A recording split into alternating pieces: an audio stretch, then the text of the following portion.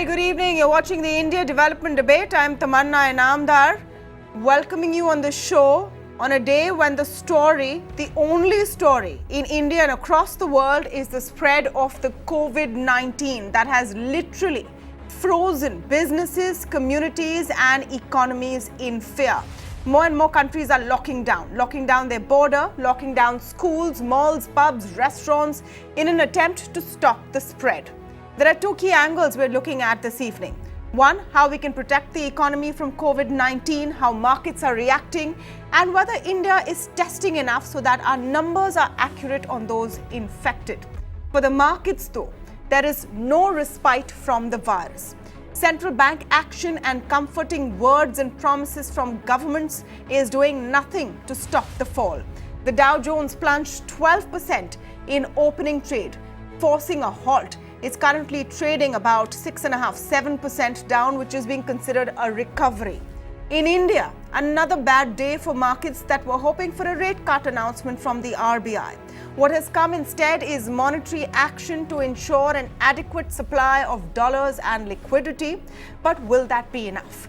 Joining me for more on this tonight are Sunil Subramaniam, MD and CEO of Sundaram Mutual, Madan Sabnavis, Chief Economist, Care Ratings, Swaminathan Iyer, Consulting Editor, ET Now, also joining us on the show. A quick programming update. You are going to hear from Manish Chokhani ahead on India Development Debate as well, who will be telling us how he thinks the situation will pan out. So let's start with what we are seeing today. Swami, let me begin with you. We had a hurriedly called press conference by the Reserve Bank of India. I attended it as well. I asked the Governor, Shaktikanta Das, today what his assessment is of the impact on the economy. There is a survey now done by CARE, in fact, which says we could see a 0.5% hit to the GDP. Do you think that it will get worse before it gets better? It will depend on how long the coronavirus takes to come under control. If it comes under control within 2 months, then RBI governor may be right. If it takes 6 months, I'm afraid the hit is going to be much more. And if, like the Spanish flu, it takes a year, it is going to be an absolute economic catastrophe. So as of now, I would say a hit of 0.5% of GDP is the most optimistic thing that you can possibly predict. Assuming that we get over this within 2 months, I am afraid I am not an optimist. I would expect it to last much longer. I would take India to take a very big hit. I will not be surprised if GDP growth goes down to 3%. Or let us see. Let us not speculate. Let us see how long it takes to get this under control. We are in new territory. We know nothing about this territory, and we are groping in the dark. We can only cross our fingers and hope for the best. Let me go across to Madan Sabnavis, and your take really on how the Indian economy can respond. And just to be sure, and I'll play out for you what the RBI governor said in response to that question of mine. Just to be sure, it's still early days to assess, but a survey of CEOs has said that they think the hit could be as high as 0.5%.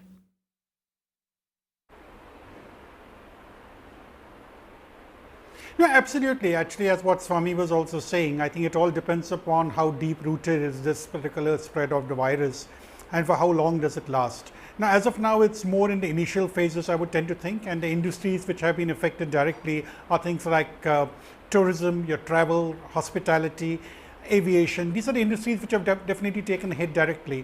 And we have seen supply chains getting distorted in industries like, say, pharmaceuticals, automobiles, electronics. Now, I think it's become a bit more serious because earlier when we had evaluated it, was looking more in terms of what are we getting from China, and in case the supply chain is disrupted, what are the alternatives which are there for us. But today it looks like that it's straight across the European continent, and I think European Union is one of the major trading partners of India, and therefore we can see a lot of distortions taking place in both the manufacturing as well as the service sectors.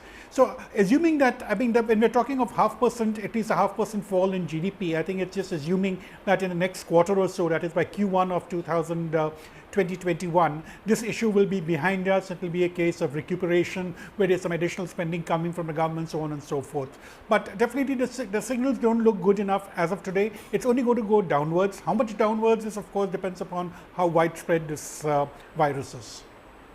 Um, you know, uh, Let me get in a view over here also once more, Swami, in terms of the policy measures that have not been seen so far. We've seen the Fed respond. We've seen central banks across the world respond. Today, markets were hoping for, up to half a basis points of rate cuts. We're holding our horses as of now and waiting for the MPC. Maybe we'll see something early next week. Do you think cutting rates aggressively will be a balm in these troubled times? Doesn't give a damn about interest rates. The coronavirus doesn't give a damn about the fiscal deficit. This is driven by fear. It is not a monetary phenomenon and it cannot be combated by monetary medicine. It cannot be combated by fiscal medicine. First and foremost, please just treat it as a medical emergency, a human emergency. If you can tackle the human and medical part of it, then the economic part of it will come back. If you are unable to tackle the human and medical part of it, the economy is going to go for a 6. Please don't kid yourself that fiddling around with the exchange rate or money supply or fiscal deficit can fix something when you are unable to cope medically with what is an enormous challenge. And Sunil Subramaniam, some commentary of Indian markets. Indian markets have, I think, caught the flu. There's no doubt about it. It's in a bad shape. There was some hope from the RBI, but like Swami says, that may give very temporary relief. You're seeing US markets right now with 7% down is a recovery, the way that we're looking at it. What is the outlook? Does this all depend on where the spread of this disease goes? And remember, we're with 114 cases right now in India, much lesser than everyone else relatively. So I think that there are 2-3 things. I broadly agree with what Swami and Madan have been saying, but I just want to make a couple of points which are very relevant from a market perspective. So first thing first is the markets are generally a lead indicator of the economy, and the recent correction in the markets, while it is liquidity driven, also gives a harbinger of the time to come that there is going to be an economic correction. That's point number one. The point number two, which I'd like to stress on, is that Madan mentioned this about CEOs talking about the supply disruption. I have a slightly different opinion here. I think the fear of supply disruption was there a month or two ago. But you see, China is one of those countries which has recovered fastest. And what news we are hearing from corporates is that the Chinese supply disruption is getting set right. And in a month or so, they should be back on track. But at the same time, the Indian economy's impact will be a demand destruction driven because tourism, entertainment, travel, airlines, obviously all of those are going to get affected. Malls are going to get shut down. So there is definitely going to be an economic impact, but I expect it more to be on a demand side rather than a supply side.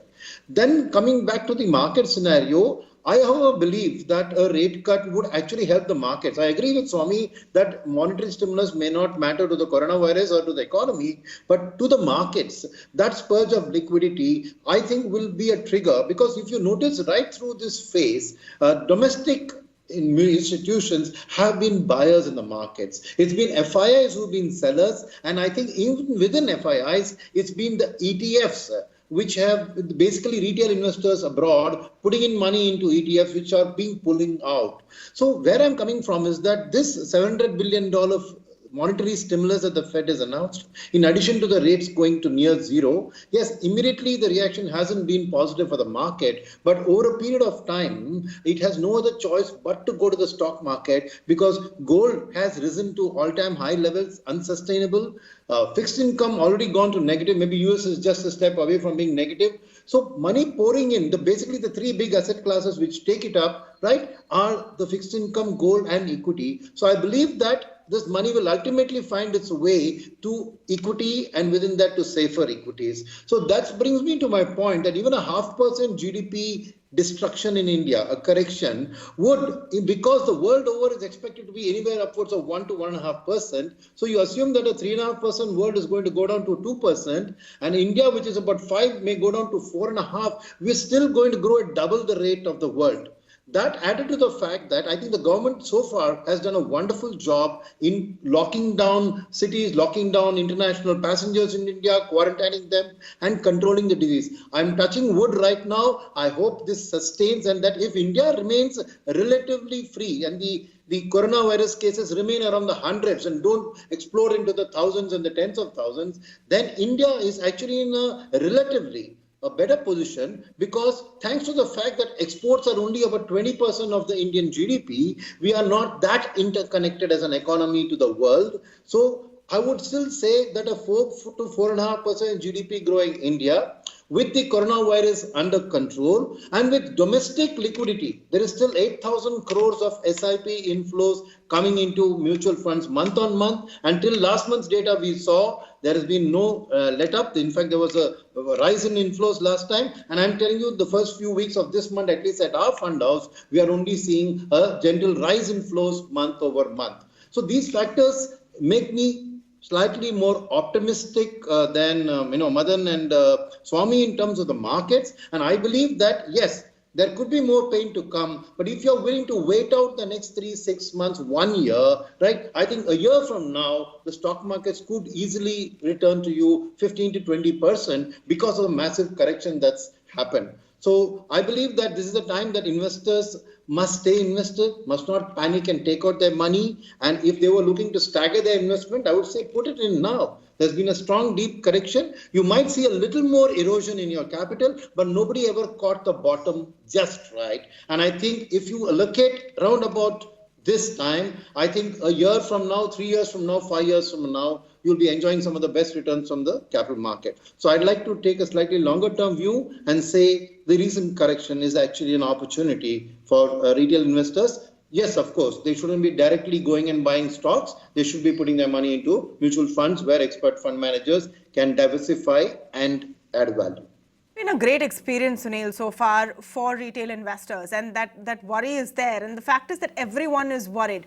But your optimism on the economy was shared by the governor as well. Let me just play out for you that question that I asked RBI Governor Shaktikanta Das today at the press conference, where the focus was on how the economy can really heal itself at a time of coronavirus. You mentioned a figure of 0.4 to 1.5% on the global economy. Do we have any number in mind right now? And I understand this will change as the situation evolves. But to your mind, what is the impact we can look at? You see, that's what I said. We are making an, we are estimating it. As and when the MPC meeting is held, we will give out the numbers, our estimate. And so far as Indian economy is concerned, I think the fact that India is relatively insulated from the global value chain, to that extent the impact on India will be less. But India is integrated to the global economy, so there will be some impact. We are evaluating it, and we will announce it when we hold the policy meeting, MPC meeting. We will announce it at that time. All right. So there is a hope that we will be insulated relatively. Swami, I want your take on this, because remember, on the other side, we have crude plunging to below $40 a barrel. And yes, the government has quickly tried to mop that up by increasing excise duties and put some of that kitty in its pocket at this point, because I don't know how this disinvestment plan is going to work out right now. But that advantage is there. Do you think that that's going to tide us through? Do you share the optimism we heard from Governor Das? In every single recession, you get a collapse of commodity prices, including oil prices. The idea, therefore, that every recession is a lovely, lovely time when, prices come down. I'm sorry, a recession is a terrible, terrible time. A sharp fall in oil prices is not a sign of yippee, hooray. A sharp sign of oil prices is, oh my God, things are really bad. Let me take it beyond this. This is not just a short fall in the oil price. There is a deliberate attempt on the part of Russia and Saudi Arabia to say, we are going to now allow the market find its own level. And in the process, we want to break the American shale industry, which had come up. And the American shale industry requires an oil price of $40 to $50 to survive. So these guys want to grind down that industry and kill it.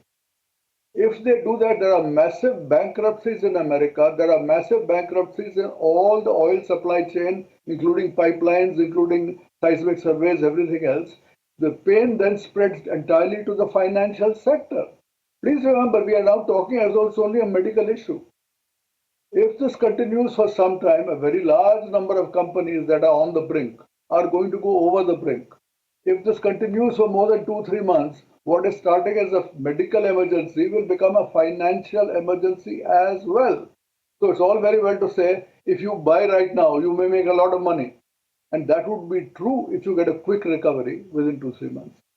If, on the other hand, this escalates into a financial emergency, it will be the worst possible time to buy. So, unfortunately, in the market, there are never any 100% guarantees this way or that way. But there are considerable risks at this point of time in assuming that there will be no financial fallout. My fear is that there will be a very substantial fallout. Many more companies will go bust. Can you imagine what that does to the banking system? I mean, already everybody is on the edge of the NPA problem. You've seen Yes Bank go down. You've seen the price of IndusInd is tumbling down because of hearing that that is going to be the next domino that falls. What happens everywhere else in the financial sector? And if that is the condition in the financial sector, who is going to finance the recovery? So I would say at this point of time, the situation is unknown. If you are an optimist and you're betting on a 2-month recovery, please go ahead and do it. But please understand that you are gambling. Please understand you could lose all your money doing that. Neil, you want to respond to that? Before I get in, Yeah. get a word in from Madan, I think you should respond to that, because that's the big question right now, isn't it? Maybe wait a bit before you get optimistic. Not really. See, I was talking about waiting a year, 3 years, 5 years. I agree with Swami that 2 months is a bet, is a gamble. But I don't think any investor in the stock market, the speculator is one who comes in for 2 months.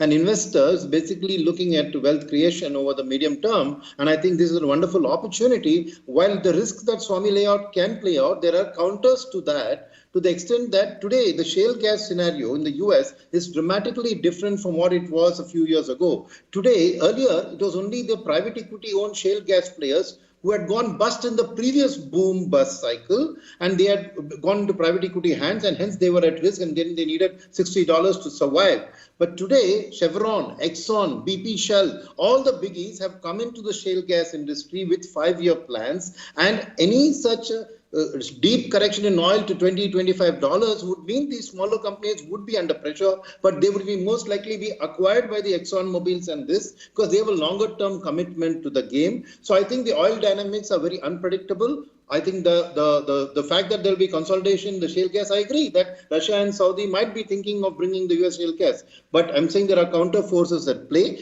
While in the next 2-3 months, yes, the situation is uncertain. But like I said, nobody ever caught the bottom just right. So for a longer term investor with a 3-year outlook, an allocation at this time, 3 years from now, I don't think the coronavirus effect is going to last for 3 years. I don't think economic recession are going to last for 3 to 5 years. So I think if you keep a longer term perspective, with the point that you, with a diversified portfolio in the hands of an expert mutual fund manager, would buy things at the right time and accumulate it, I think it's a good time to invest. It's not a good time to speculate with a 2-month view. There I'm in agreement with Swami.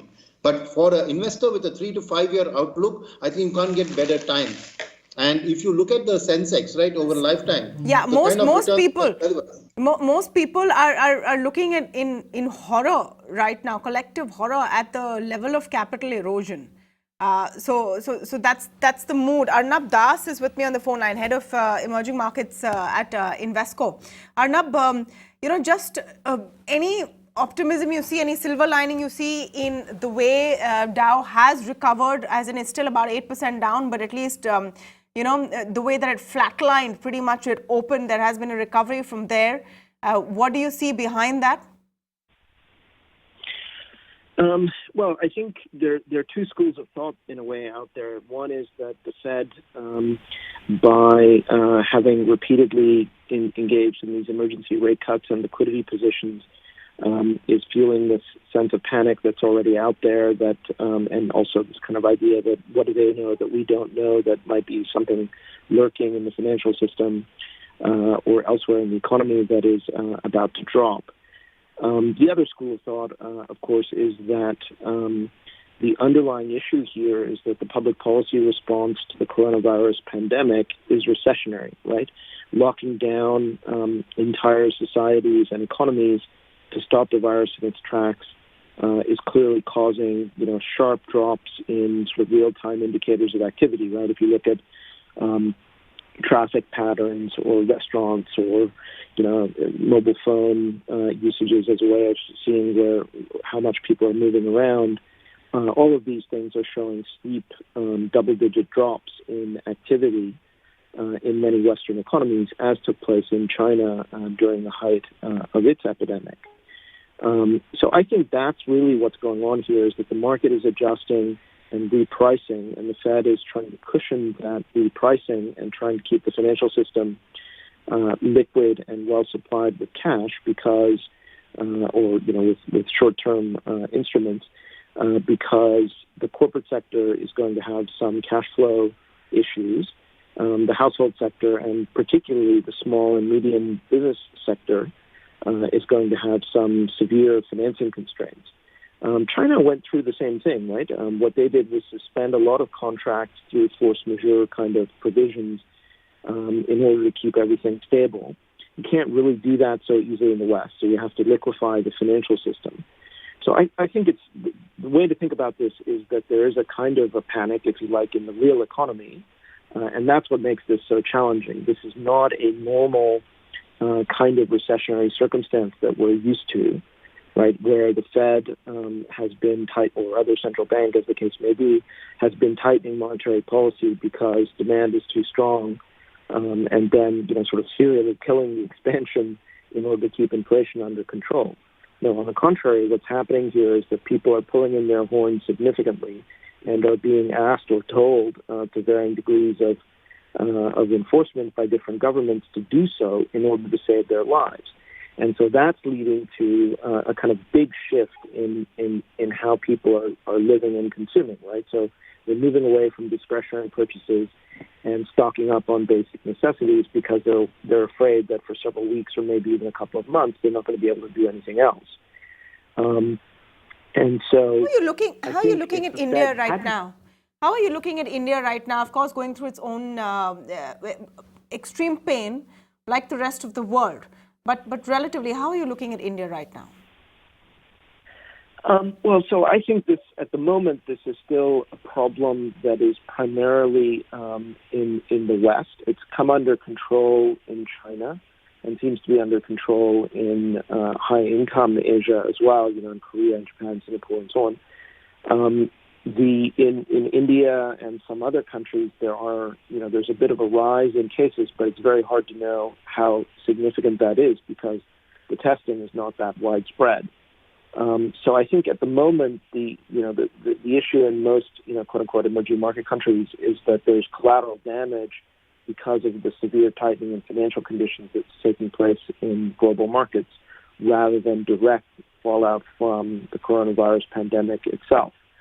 That I hope not, but it is a possibility that starts to emerge in India. Important point. That's an important point, and I want to take that to Madan. So far, we've been looking at Indian stock markets in tandem with what's happening through the world. But as the lockdown, social distancing continues and intensifies, as businesses are working at lower capacity, as malls, restaurants malls are shut, restaurants are restricted, social gatherings, etc., restricted. Do you think that there's going to be a very real impact on businesses and the economy, which is yet to come?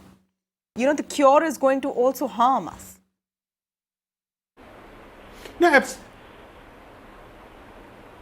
No, absolutely. I think, and as the virus spreads and as we have these kind of minor shutdowns becoming major shutdowns, it will be affecting business activity. See, currently it's been limited to restricted segments, and that's what we have seen happening more in the service segment. But as it keeps spreading, we've already heard about lots of organizations saying work from home, which is not really serious because you still continue doing what you're supposed to do. But the real problem will be when the manufacturing units start shutting down. I think that's when there will be a serious problem.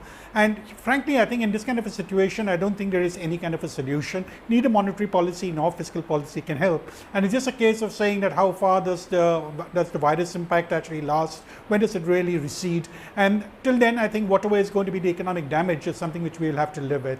So I think this is a practical way of looking at it, because I really don't see any kind of a solution to a health problem which is there. When we had a financial crisis, one could always talk about interventions coming from the central bank or from the government. But right now, I don't think we really have the ability. So even in case we're talking of the RBI lowering the rates, just like what we saw the Federal Reserve do, I don't think that's had any impact. The markets have not really reacted to it.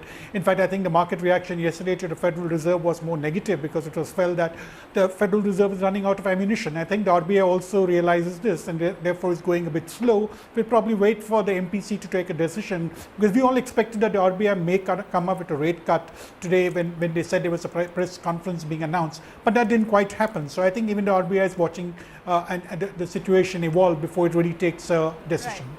Yeah, you don't want to spend all your ammunition. But as I take a very short break, I'm going to take away from the point that this is a very real situation based on which we could see a financial crisis.